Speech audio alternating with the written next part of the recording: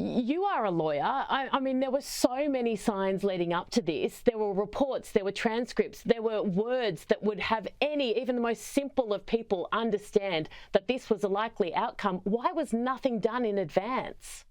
And that's exactly right. You know, the government likes to think the High Court decision was brought down and, oh my goodness, it's the first time that they had heard about it. But as we know, that is just not true. In June of this year, High Court Justice Gleeson, she gave comments which was a clear indication of where the High Court was likely to go on this.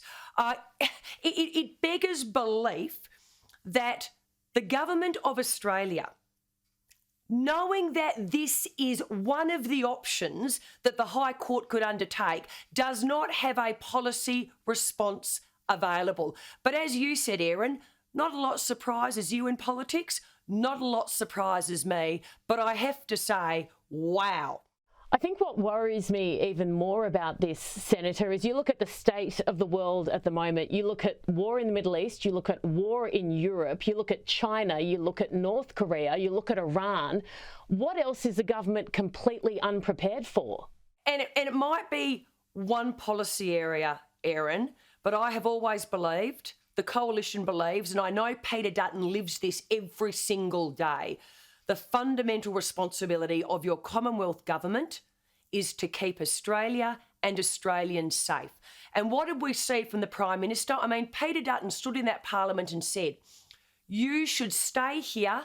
We will offer you all the support that you need. The Parliament will not rise until you deal with this issue. And what does Mr Albanese do? Fight or flight?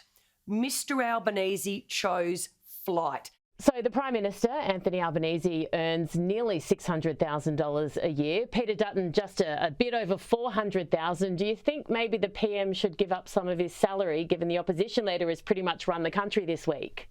Well, I think what Peter Dutton has shown the Australian people this week is he has the ability to lead and he has the necessary strengths that a leader requires. Peter is prepared to have the back of every single Australian. He has shown that when he was the Minister for Home Affairs, when he was the Minister for Defence. This is a man, Peter Dutton, who lives and breathes every day of his life that fundamental responsibility of a Commonwealth government to keep Australia and Australians safe.